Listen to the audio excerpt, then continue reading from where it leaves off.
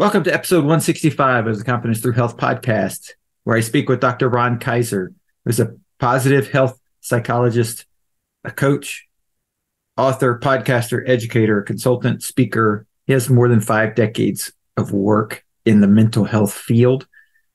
He's helped with, or he's worked as director of psychology in heading up a headache clinic at a university. He talks about aging and the mental health aspect of aging and how we should age enthusiastically. He has a book out called Rejuvenating, The Art and Science of Growing Older with Enthusiasm. And that's really what we focus on, is the mental health piece of getting older, aging. How do we take care of ourselves?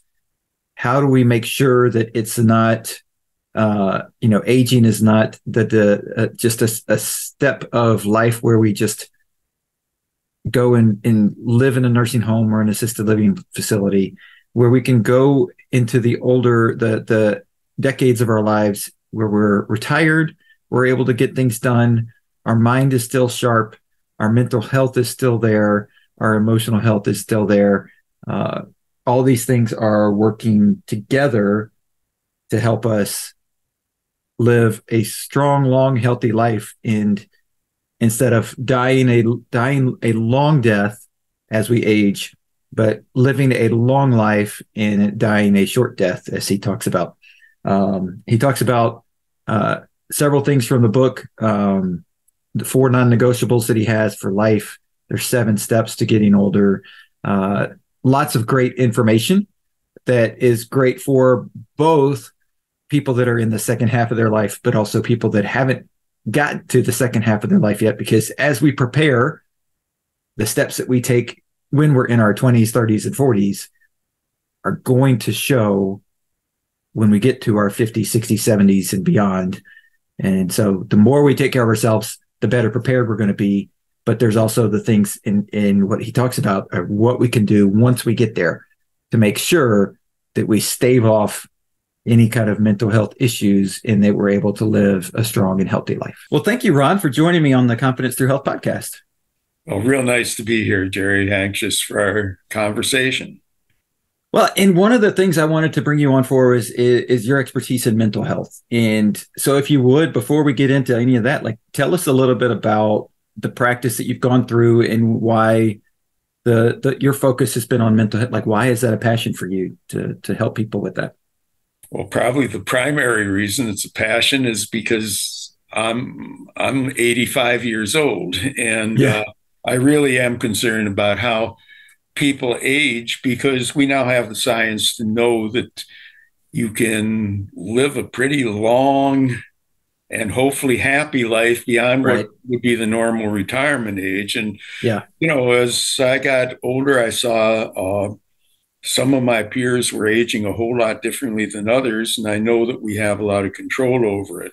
I'm a positive health psychologist by background, and I worked for most of my career in the headache field. And headache is one of those areas where, in most cases, there's no structural damage. It's really a neurochemical disorder. So you really can get things under control if we find the right combination of things that work for you.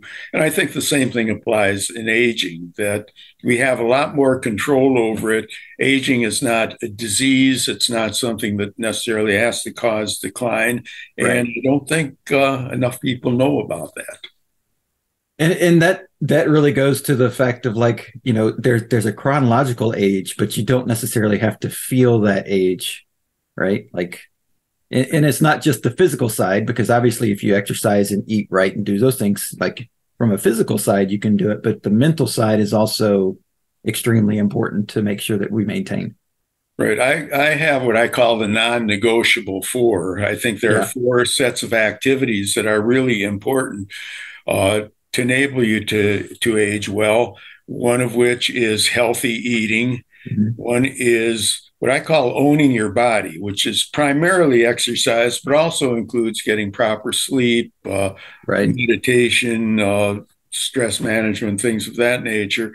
One is to keep the brain active, and the other is that sometimes is downplayed, but is really important, is staying socially connected. Oh, yes. Because loneliness in the older adult age ranges is a killer, and really Yeah. akin to, I mean, the research is such that it's akin to like a sedentary lifestyle or smoking or obesity or those Right. kinds of things. And that's it, I think we all have heard of that being, a major issue as far as like that being alone and not having people around is, especially when you have, a couple that have been married for a long time, and then one of them passes away, and then within like, weeks or months, the other one passes away, even though they had no health complications. But it's just that loneliness factor that can drive that to happen. Absolutely. And the good thing is that if you do the four things, they kind of work together. Right. If you're active, if you keep moving, you don't really want to be alone all the time. You Right. want to be able to do things that you can share with others. Right. And so one of the books that you've written, your most recent, Rejuvenating, Mhm. which I think is a really cool like play on the two words there, is like it's a look at like how do we age well, correct? Like basically that's like how do we get there, and on the mental side, how do we get there and still have all the capacities that we need to be able to do what we want to do, and not just um, fall to the different mental illnesses or mental decline that seems to be so common, correct? Right. I like to think of owning the aging process Right. as opposed to being passive. I'm Yeah. really proud of the name Rejuvenating. I've actually trademarked it and Yeah. registered it. But yeah, I feel that there are, keys to growing older. I've defined it as the art and science of growing older with enthusiasm. And I think, historically, people have thought of aging as a time of decline. Right. And again, we now have the science to show that there are a lot of things that we can do. I don't dismiss the fact that some people have been dealt a bad hand genetically, and there are limitations to what they Sure. can do. But for many of us, we can own the aging process and don't have to decline physically. We don't have to decline mentally. If we do, we can at least slow it down, and Right. it can be a great time of life. And so that owning part, is that something that we have to take charge of early? Like how early in life do we need to look at it and go, okay, wait a minute, I'm in charge of, like I'm 48. So like, do I need to start going like, okay, if I'm going to be, like where I want to be at 85, I need to start doing stuff now, or is it even like before? Well, there are two things when a baby is born. There are two things that happen right away. He or she starts breathing, and he Right. or she starts aging. So Right. I think that all of your life, you're really preparing yourself for the aging process. Yeah. And I think that some of the things, some of the habits you acquire, some of the weight you put on when you're 20 Right. or 30, uh, your ability to make friendships, interact with people, all that stuff is really preparation. Yeah. So while my book is aimed at what I call people in the second half century of life, uh, maybe by the time I get there, we can do one on the third half century of life. But Right. right now, second half century. But one of the principles that I talk about in there is to start growing old early, to really do the things on the assumption that you're going to be living longer and Right. be enjoying it. And Right. while certainly not unheard of that people can learn how to stop smoking in their 60s and learn weight control and so on. It's a lot easier if it's been a lifestyle for you before. Oh, very true. And and I hear that a lot from people that are like, because I take very good care of myself, and I try to, because I have goals to live very long life and be around to help people. And and so I do a lot to take care of myself. And I run into people occasionally that are like, why would I want to do that? I don't want to, like, I want to live for now and do all the fun things now. I'm not worried about what's going to happen in the future. But, and I'm sure you've probably done some of the research on how much it costs if you don't take care of yourself, Mm. right? There's a huge cost as you get older if you don't take care of yourself. Absolutely. And I think I mean, I've seen various figures. I think assisted living is like an average of like $54,000 a year, and I think Mm-hmm. it's twice as much in an actual nursing home. Yeah. And you can do upwards of that depending Right. on the quality and the amenities and things of that nature. So I do applaud you for what you're doing. I just think that aside from that, I think if COVID-19 taught us anything, the Mm-hmm. pandemic did, you really don't want to be in a facility with a lot of immunocompromised people. Right. Um, I mean, the toll that it took, that the disease took in places like that was Right. just incredible. So, I mean, there are lots of reasons to want to think about the future. Yeah. And while it doesn't preclude living for today, I mean, I'm sure that you're very happy with the lifestyle that you're Oh yeah. leading if you've got a healthy lifestyle. And I think, the reality is you want to keep doing that. Um, there are people who are going to retire, say, late 50s, Mm-hmm. 60, early 60s, and they will actually live for decades longer, Yeah. probably longer than they were in the workforce. If those decades are being spent just being passive, ill, being taken care of, stuff like that, that's a long time to Right. not be owning your life and the Right. process. Right.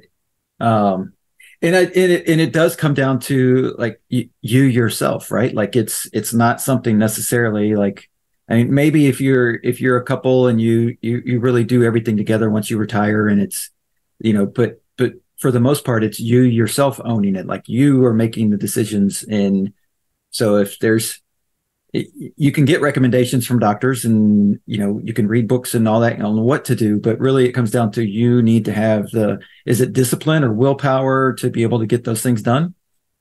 Yeah, aging is not a spectator sport. You have Right. to be an active participant in the process in order to, Yeah. to maximize your potential for doing it.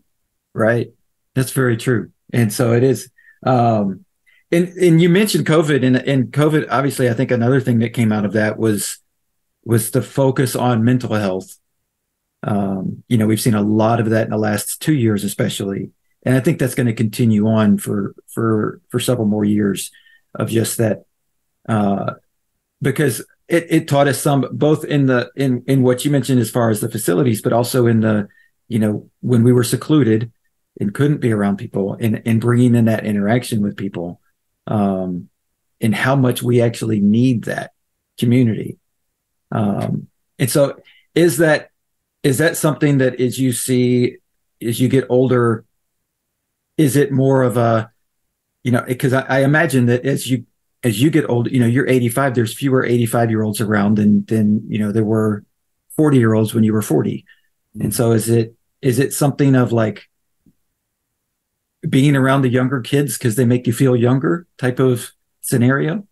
Yeah, it's actually one of the things that I point out in the book is that I think it's very important to maintain a range of an age range in terms of relationships. It's one of the reasons that some of us who've worked in higher education, Mm-hmm.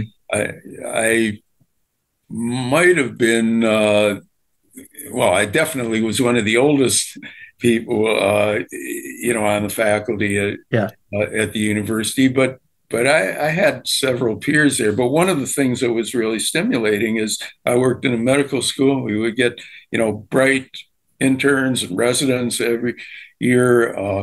my wife and I now live in a large building that's not an age segregated kind of Hmm. thing. Having friendships and being able to uh, be relevant, to have people who are younger than you actually want to go out to dinner with you, want to have Right. discussions with you, and so on. That helps you to really be relevant, to feel good about yourself, and I think that's part of one of the reasons that loneliness is such an issue. If you don't get the kind of feedback that you get from other people, and Hmm. I know that some people who had very good marriages and then a spouse got lost and they kind of lost themselves in the process. It's very important to, as I said, it's not a spectator sport. You've got to go on. If you're playing any sport and you lose a teammate to injury or to Oh, right. trade or Yep. something like that, the team doesn't quit, and it's important that you not quit on yourself. One of the ways of doing that is to maintain a broad age range of friendships. Right. And I mean, one of the things that I do, I coach high school athletes on a sports performance coaching level, and I always tell them that, like, because they're like, oh, you don't seem as old as you are, and all that. And I'm like, it's because you're keeping me young. It's like being around you guys is like, I don't necessarily, you know, listen to the same music or that kind of thing, but it's just being around them because I'll say a different teenager every day, or multiple, and just being around them definitely does make you feel younger. Like it doesn't necessarily do anything, I think, for like my physical body from a cell standpoint, but definitely from a mental standpoint, it definitely helps. Yeah, definitely. And it also does something for them. I think it's very important that people have uh, a modern picture of what aging can look like. Mm-hmm. I mean, it troubled me once I reached a certain age that people kind of categorized me, once they met me without knowing much about me, like would Right. ask, when did you retire? When I wasn't retired, or Yeah. they'd ask, like, what medications do you take? As if it's mandatory that I be taking, medications for blood pressure and Mm-hmm. cholesterol and stuff like that. I mean, when my cholesterol is great, my blood pressure is fine. Right. That so I think that people being able to see you as an adult who is different than them in many ways, but is also, very relevant in their lives. Right. And so, like, aging enthusiastically is something that you talked about already, and is something that you promote. And so, one of the things that I know, I've got family members who have made it up into their 80s, and you know, I often hear the comment, and from multiple of them, like, "Oh, it sucks getting old. Oh, I hate it." It's like, even to the point of telling my kids, like, "Oh, don't get old. It's miserable." And I'm just like, oh, what, like, what can we do? Um, it, for those people that are in that spot, like, how can I help them? You know what I mean? How can I help them, like, overcome that mindset? Mhm. Well, you said the key word, which is the first of my seven keys to rejuvenating, is that it all starts with the mindset. And Mm-hmm. that's what I think, the enthusiasm and being able to expect it uh, to be a great time. I mean, again, we've talked about, sports teams. And again, if you look at your team and say, "Geez, we suck. Mm-hmm. It's lost." Then yeah, it is lost. Right.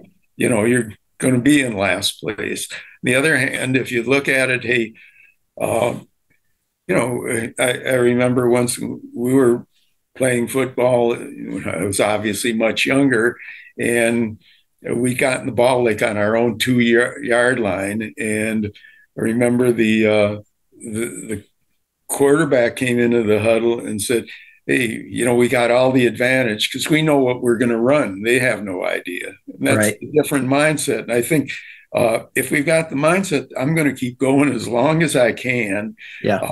I'm going to maximize my potential. I've been given the gift of time. Uh, there's so much out there.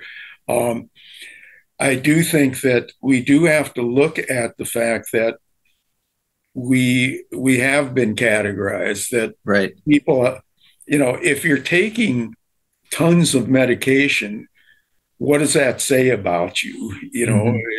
Does that, it's more difficult to say, hey, I'm not a medical case or a patient if in fact you're being defined as one.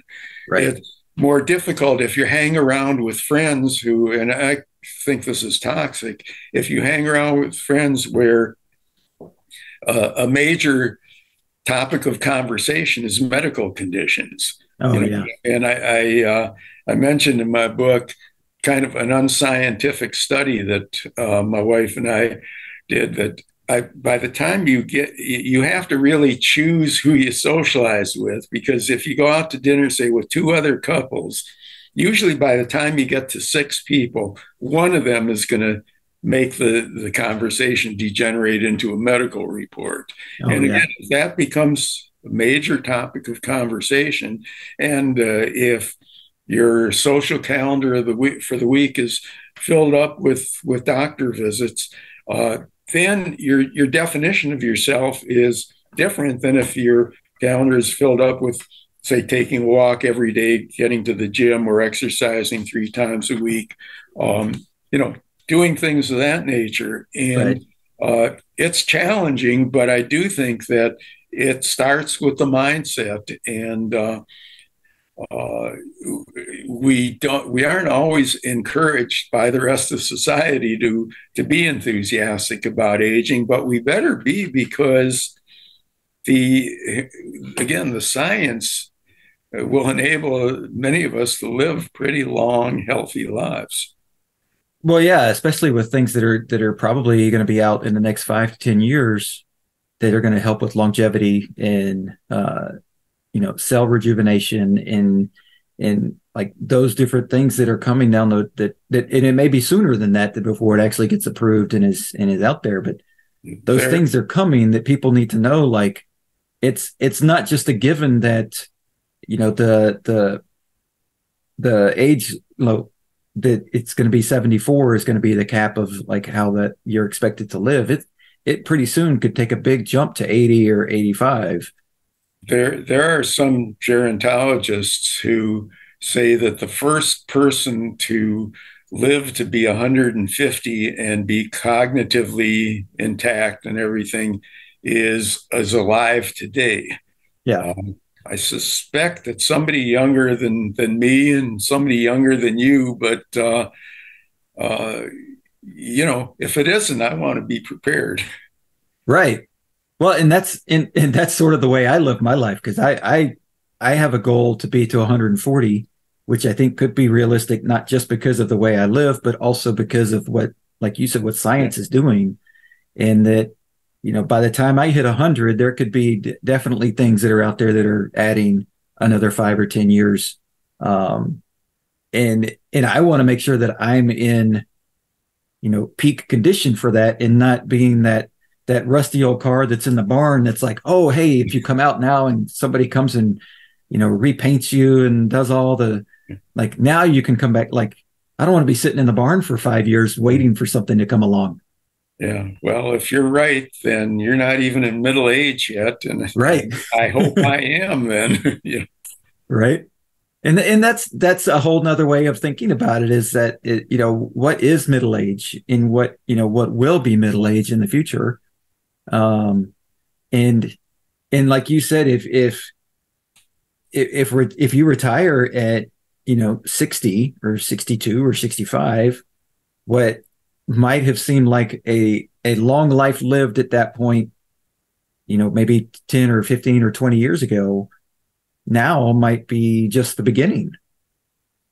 And the critical thing is to maximize a good quality of life for as long Mhm. as you can. Dr. Walter Bortz at Stanford wrote a book. And this was a couple of decades ago, or the late 90s, that had this great title that uh, we live too short and die too long, that too many people spend too many years really preparing for death, as opposed to maximizing the time you live and then hopefully you have a very short time that your body breaks down Right. and dies. And I think that, and it's important to recognize we've got a fair amount of control over that. Again, Mhm. I always put in the disclaimer. I know there are some people who do everything that they can who just have been dealt a bad hand Sure. genetically. And some people have had the unfortunate uh, situations where they've had a devastating injury or things of this nature. But for many of us, we have a lot of control over this, and this includes our brain too. That Mhm. there are some really significant studies that indicate that we can avoid or delay dementia and Alzheimer's in many cases by how we use our brain, primarily by using it, Right. learning new things, and so on. Right. It's and you said learning new things, and so that takes me because I wanted to ask you about like, I think that one of the things that at least I heard as a kid growing up is like, oh, when you get, and I saw my grandparents do it, it's like when you get older, in order to keep your brain sharp, you do a crossword puzzle every day, or word finds or things like that. And I don't know that I see that as much anymore in the Mhm. older generation, but more of, and one of the things that I've come across is that if you continue to learn things, you're continuing to make those new pathways in your brain. Right, and there's been no better time for doing it because you can learn so much online nowadays. I Right. mean, there's lots of, but there are some very simple kind of hacks that you can do too. If you start suddenly, I'm right-handed. If you start buttoning your shirt with your left hand or brushing your teeth with your left hand, Mm-hmm. if you begin to use different parts of your brain, then that's helpful too. I mean, Oh, wow. it's not the answer to everything. Just Sure. like crossword puzzles are good. They're not. If that's your only basis for keeping the brain active, that's not going to work. Right. But using the non-dominant hand. Another thing that I've encouraged and actually influenced some people to do is really to appreciate what you've accomplished in life, what things you've learned, Mm-hmm. and be willing to mentor other Mm, people, whether it be right. something formal or neighbor kids or whatever it may be. Again, it's one of the key things that keeps you relevant while also nourishing your brain. Right. Um, and I think I like the, because I try and do a gratitude practice. Um, and I think that looking at your accomplishments is another way of like of sort of incorporating that type of thing. And that, um, because I know one of the things that we all fall into is focusing on those negative things that happen more than the positive ones. And so we can have a completely great day and all these, number of things that happen in the right realm and positive flow and everything. But we have that one negative thing that happens. And at the end of the day, all we think about when we sit down and go to bed is that negative thing. And we just dwell on it and dwell on it. Yeah, And that's a great thing of having a gratitude practice is mhm, it kind of sensitizes you to look at positive things. But mhm. there is a biological basis for this, what we call the negativity bias, dating Okay. back to prehistoric times when people had to worry about being hyper alert to wild animals Hmm. attacking or eating them, or storms coming on that their shelter wasn't adequate for. So Right. we're more sensitized to the negative things, and we don't uh, appreciate the good things that really happen in the normal course of a day. I Yeah. always if when I used to have an office that people came to, and somebody would come in and say, geez, I traffic was so bad, and I knew I shouldn't have made the appointment at 4 o'clock, and it's rush hour, and it's all that. And I said, you know, how far was your drive? And he said, like 10 miles. And I said, about how many cars did you pass? And they'd say, probably thousands. I said, how many of them hit you? Um, Right. if none, then, appreciate that. I mean, Right.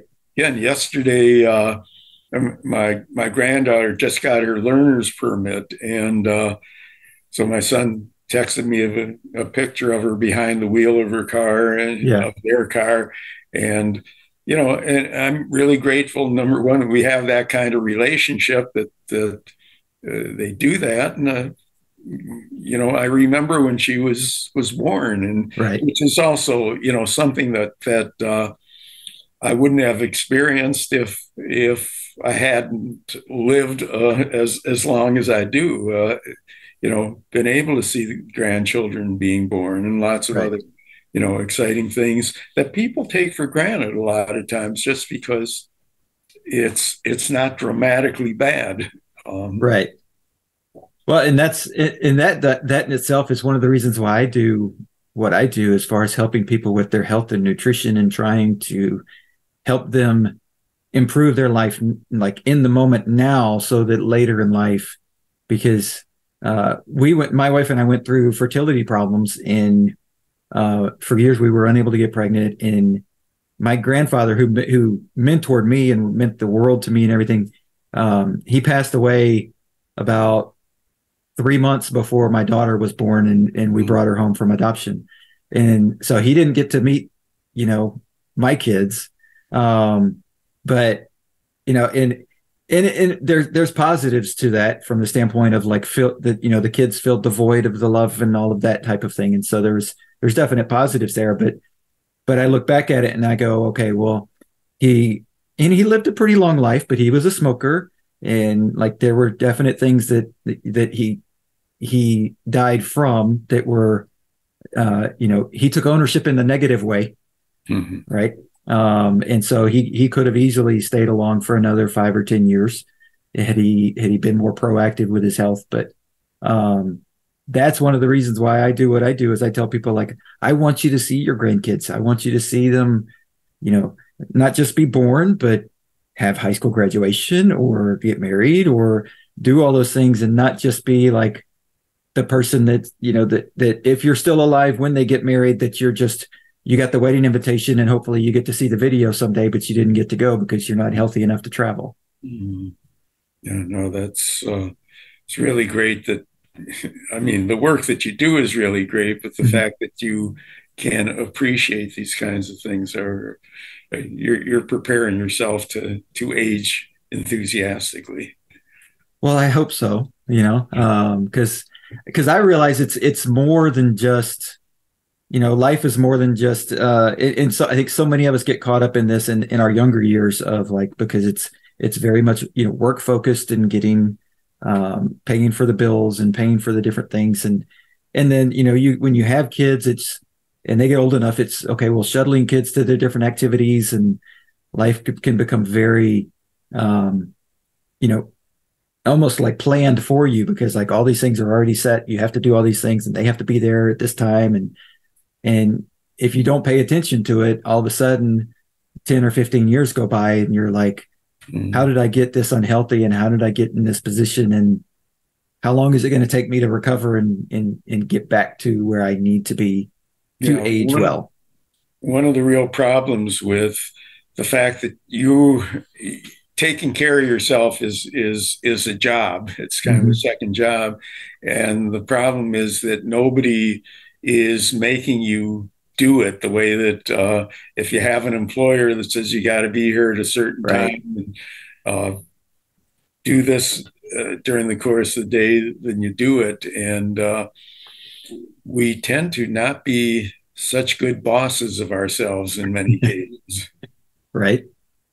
And so that's one of those things that, like, when you say take ownership, it's really looking at it from the standpoint of you're having to step back and say, okay, if I was the boss of somebody else, what would I tell them to do? Now I have to do that myself.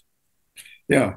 Or if I was my car, what would I Hmm. be doing, to keep it running as smoothly as I wanted to? Right. Yeah, and that's actually one of the scenarios that I play out for people is like you wouldn't take your car to the gas station and put the wrong gas in it because it's not going to go very well, or put transmission fluid into the oil when you're changing the oil because it's not going to work well. So why are you eating what you're eating when it's not going to you know it may keep you going for a little bit, but it's not going to get you where you want to go years down the road in a healthy way.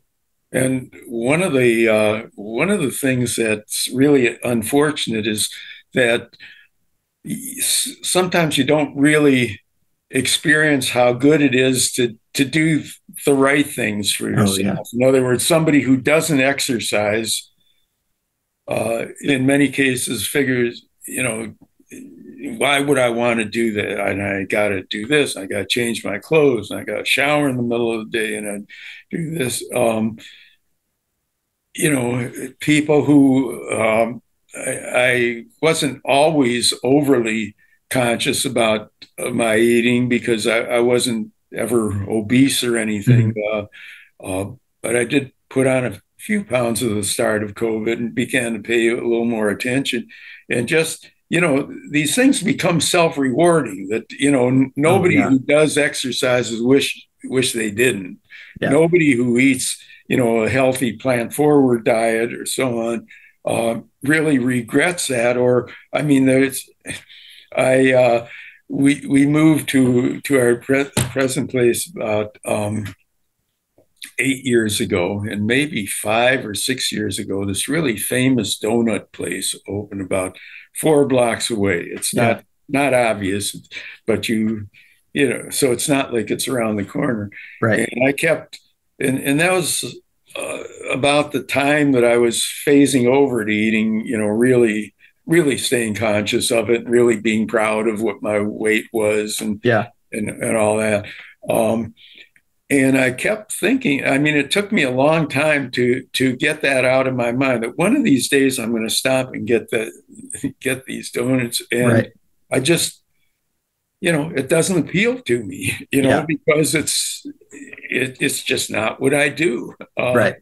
And I think that, being who you are, being proud of who you are, it just becomes very self reinforcing. And just Hmm. as somebody who's does nice things for other people gets a helper's high from doing that, and there's Right. actually hormones in the brain that are affected by it. If you do nice things for yourself in terms of the fuel you put in your body and the way that you take care of yourself, uh, you don't want to give that up. Right. And it does, it becomes who you are, and it's not in a negative way of like stereotyping yourself, but it becomes who you are as a definition of, like you said, I'm not the person that goes and has those donuts. So that it might be tempting at some level because of whether it's a memory of having them before, or the advertising that's obviously marketed and supposed to make you tempted, and but it's at the end of the day when you can say, but that's not who I am, then that's true ownership right there. Yeah, absolutely. Yep.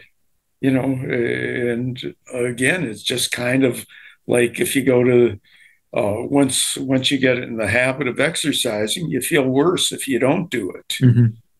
Yeah. And that's one of the things that from the mental standpoint, like because I run most days, and when I have a planned day off, um, I'm typically okay. But let's say it's if I'm supposed to run in the morning and it's storming in the morning, and so I can't go out because there's lightning and everything, and I don't have a treadmill at the house, and so it's like, okay, I'll wait until the storm passes. I'll run this afternoon at 4 o'clock or something. Well, my wife and I both work from home, and so she may be home, and she's done this before where she's like, maybe 2 o'clock, and she's like, "Can you just go run already? Like you're just your mood, you're like you just need to go and run because it's like." And sometimes I see it and feel it, and sometimes I don't. It's just um, but it definitely is something that when you're used to it and then you don't have it, for whatever reason, you feel it and crave it. You know, and I think that's a piece that a lot of people maybe don't understand because they're not exercising to Mm-hmm. that point. But it's so true with so many people that I think that once they just start doing it and heading that direction, they'll start to feel that as well. Yeah, like I said, I don't think anybody has ever regretted the fact that they worked out, you know. Right. So I wanted to give you a chance to talk about like how people can get in touch with you and learn more about the things that you're doing. And if they're looking at it going, okay, well, how do I start taking those steps to getting my mental health back to where it needs to be? How can they get a hold of you? How can they get your book and different things? Okay, well, first of all, my website is called The Mental Health Gym, and it's got all kinds of information regarding wellness. And you can correspond with me at ron.kaiser at the Mental Health Gym. I'm also on all social media, either under my name or the Mental Health Gym. It's Ron Kaiser or the Mental Health Gym. And I've got one, actually, I do have a private Facebook group that's not hard to get into called Okay. Growing Older with Enthusiasm. That's specifically directed at people in the second half century of life. And I'd also like to mention my book, Yeah. Rejuvenaging, The Art and Science of Growing Older with Enthusiasm, that has 7 keys to rejuvenating, 77 different behaviors. So that wherever you are, if you're working on exercise or social involvements or eating healthy or so on, wherever you are, you can, it gives you some steps to doing so. It's available on Amazon. Bookstore may be able to order it if you have a local bookstore, but it's Mhm. available on Amazon in 3 different versions, in regular printed paperback version, Mhm. as well as an ebook and uh, and an audio book. And I one of these days will get uh, kind of an abridged version of it out, as Yeah. well as a revised one.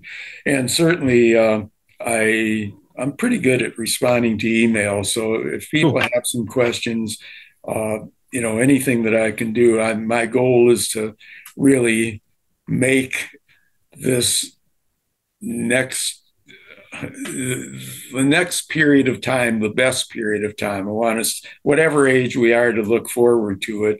I have a quote that I have. If I can mention 2 quotes, Sure. one is mine that I really believe. That I said, if I knew how much fun old age would be, I'd have grown older faster, which I think is kind of my philosophy. The other Yeah. uh, that I included at the beginning of the book, who was it was from Mike Singletary, who Mhm. was a Hall of Fame linebacker and probably not as successful as a coach, but it was a Yeah. really great linebacker. Um, who, talking about football, so you know what my favorite part of the game is: the opportunity to play. And I'd say Oh that yeah. about the aging process. My favorite part of the aging process is the fact that I'm able to do so and enjoy all that comes with being around this long and Yeah. maintaining a level of health that enables me to do so.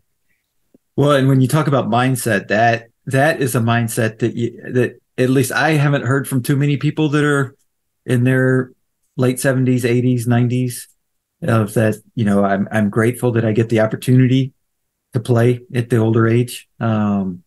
But that's definitely a mindset shift that I think if more of us take the approach when we as we age, I think it will help us all get there, like you said, more enthusiastically because we're gonna be wanting to play instead of sitting there like so many of my family members have said and just saying don't get old, it's miserable because we don't Yeah, want that. yeah, we've had a situation where we, uh, when I use that quote, if I knew how much fun old age would be, I'd have grown older faster. I've had some people that have gotten mad for me at Yeah, me for saying it. So, I know where you're coming from when you say this about some family members. yeah. Uh, I think there is a shift and more people are moving mindset wise in the positive direction. Uh, and, I've got a number of peers who are very active and Hmm. involved and grateful that they can spend time with kids and grandchildren and travel and do things that us people who are my age didn't do in the past. Right. Well, Ron, I thank you so much for the knowledge that you've been able to share and for everything that you're doing to help change, like we said, that that mindset shift that needs to happen, I think, as we get older, because it's not just like we talked about, it's not just to get old and sit in a building somewhere and wait for people to come visit you. Yeah. There's so much more to life if we take ownership of it. So I appreciate And, everything that you're doing to help and people understand that. and I appreciate all you're doing, Jerry, to make sure that we've got generations coming up that are going to see, health and positive thinking as a major part of their lives that they can carry into their older adulthood. Right. Well, Thank I thank you so much. thank you.